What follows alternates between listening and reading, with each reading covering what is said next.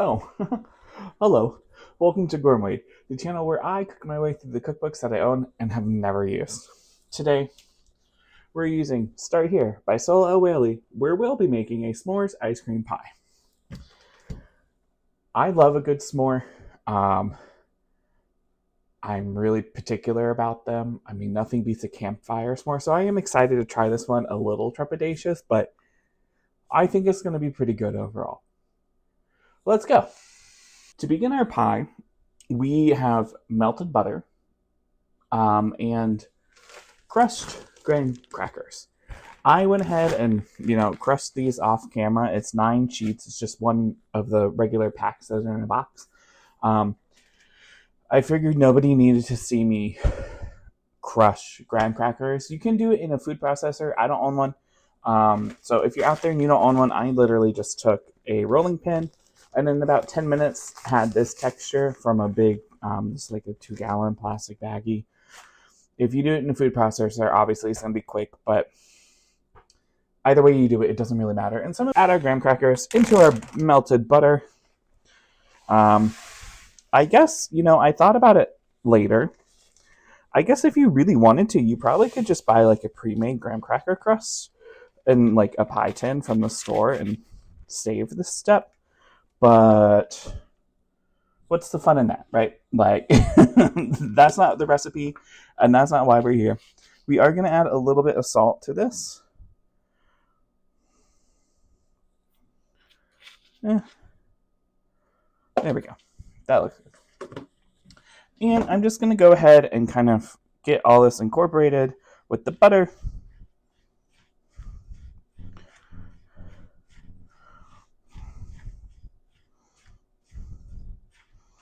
And it goes so fast. Like, so there's our graham crackers. You can see how quick that was. And now we're just going to go ahead and kind of press them into our pie tin.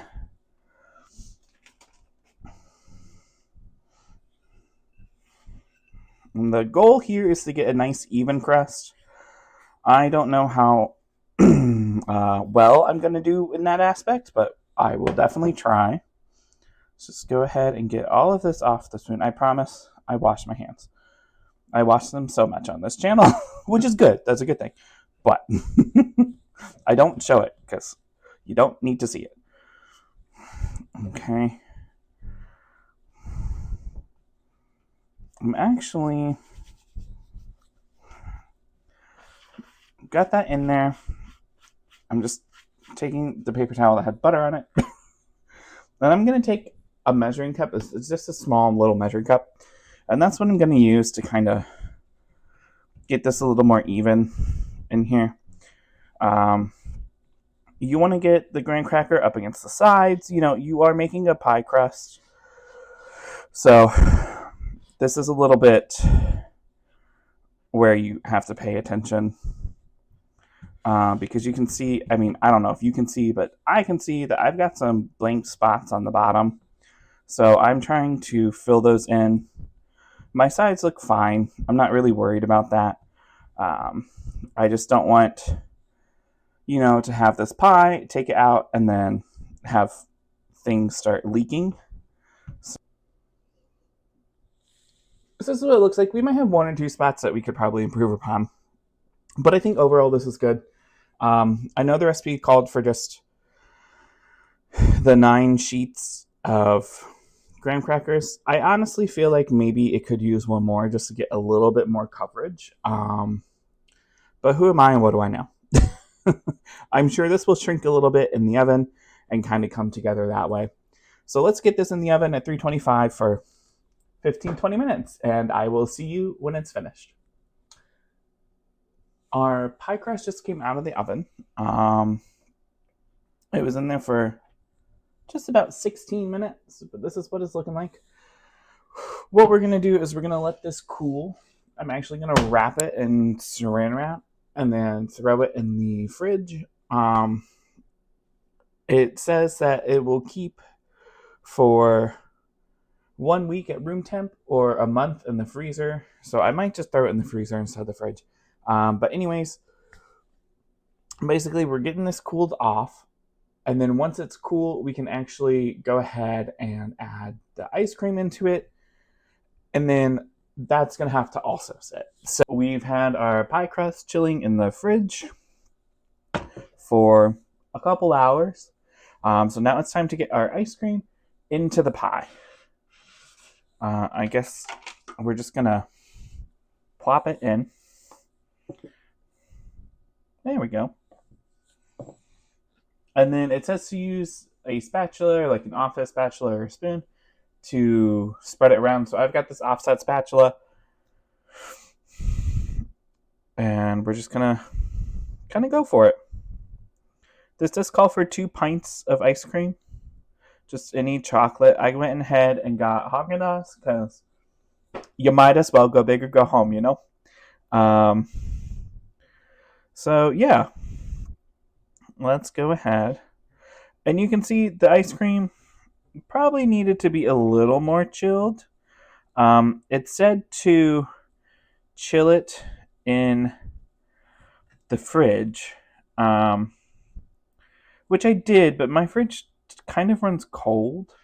So I've had it on the counter. So now it's, you can see we're getting there, but not quite all the way.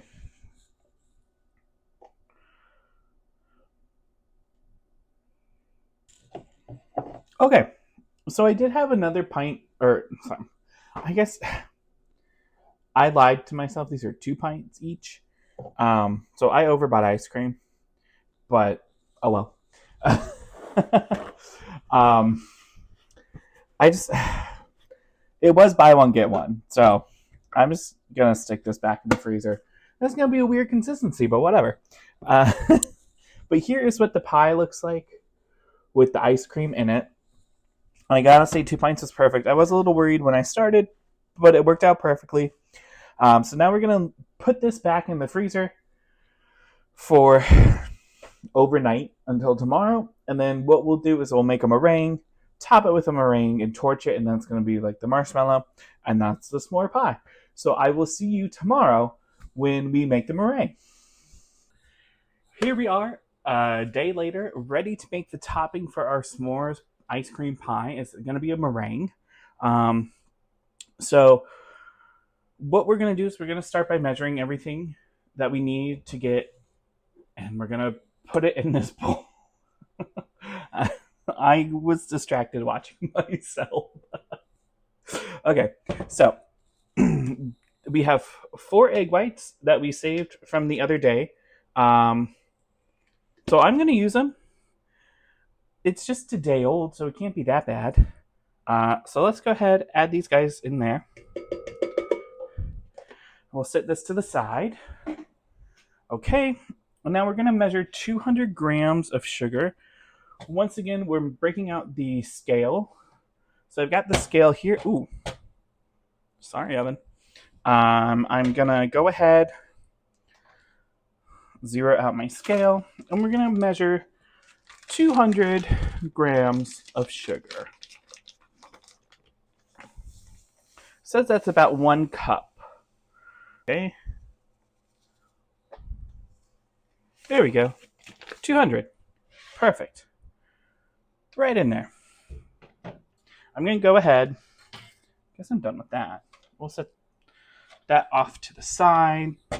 Thank you, scale. You've done a great job. This is a pot filled with some water. Basically, we're going to go ahead and get this in a simmer. And then we're going to go put this on top of here and kind of melt the sugar into the egg whites and get the egg whites heated gently. And so, yeah, that's what we're going to do. We're going to whisk these together and whisk the egg whites and the sugar together until it becomes kind of one thing. And then put it on top of the water. I'm just going to do this by hand because it's fine. I'm not going to stick it in the mixer yet. That's just an extra step that I don't think we need. Turn off the scale.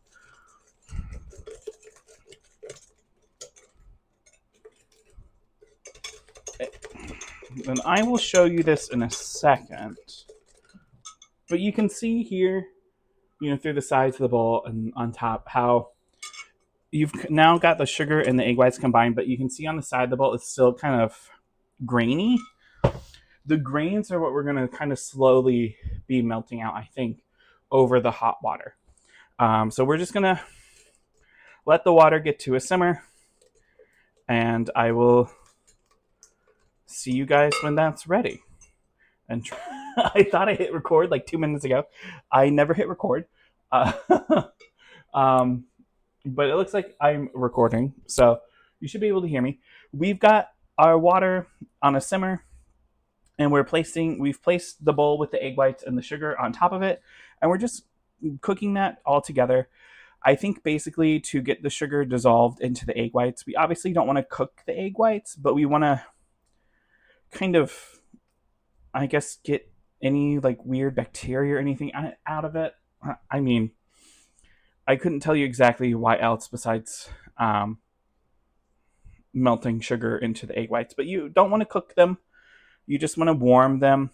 We are warming them to a temperature of 155 to 165. The cookbook says it's about 5 to 7 minutes. Okay. So I'm just going to turn this off. Move that back there. Plug in our KitchenAid. And let us give that a little scrape. And stick this on here, which is always the hardest part. Oh, there we go. I did it the first try. I have yet to do that in so long. Okay.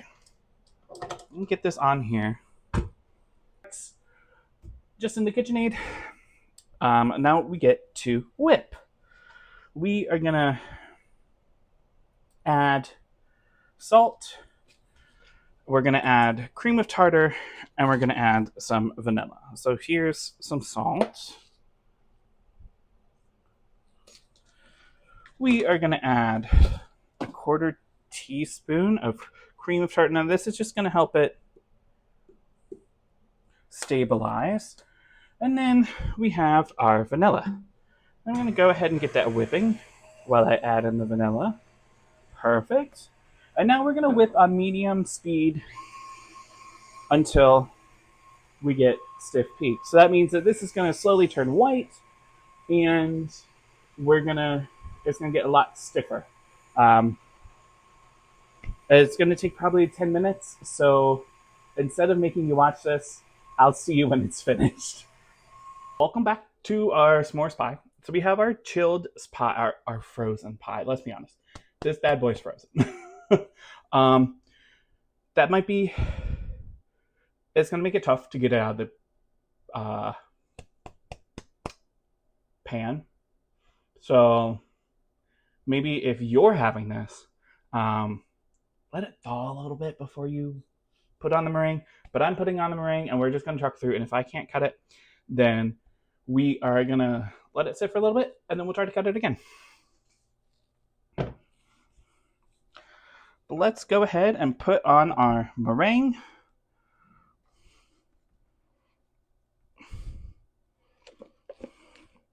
Really, part of the reason I'm doing this is I don't want the meringue to fall before we get to use it. So that's what I'm doing.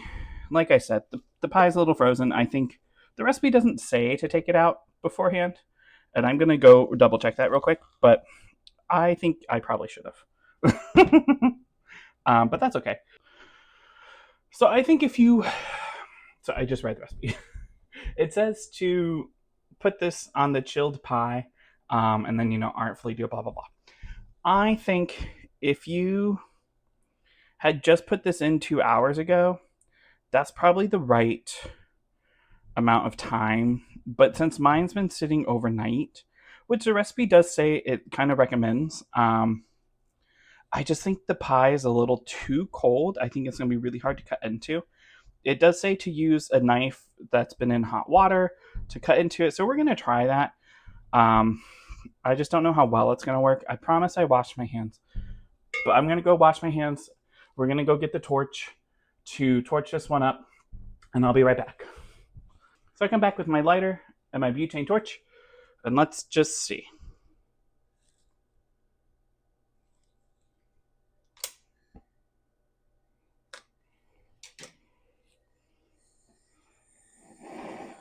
Okay. You guys probably can't see this, but it is on. So we're gonna go ahead and start torching.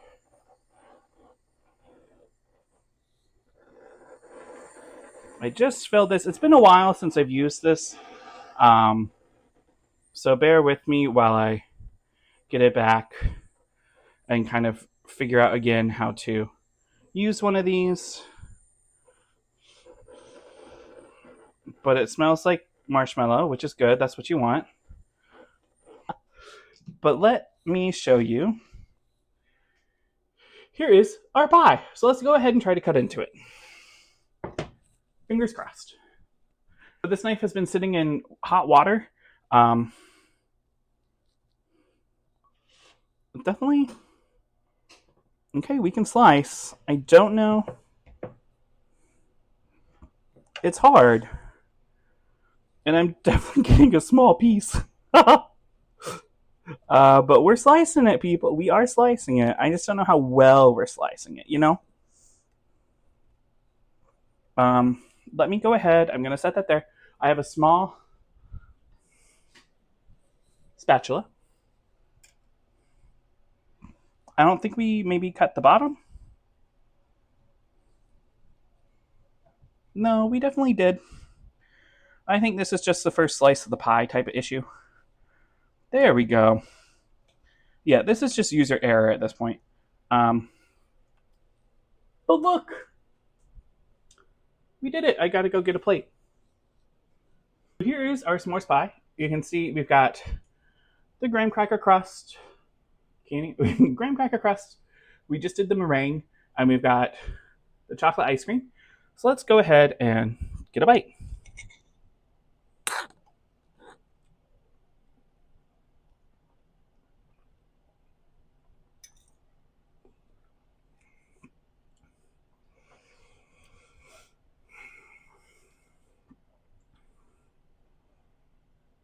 It tastes like chocolate ice cream pie, which is essentially what it is. But I think if I make this again, because I love s'mores so much, what I would do is and definitely add a lot more graham cracker to it.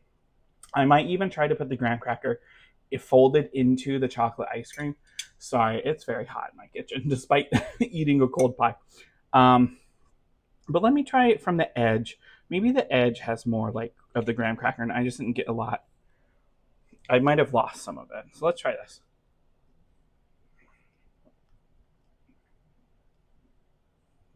I don't think it needs more graham cracker.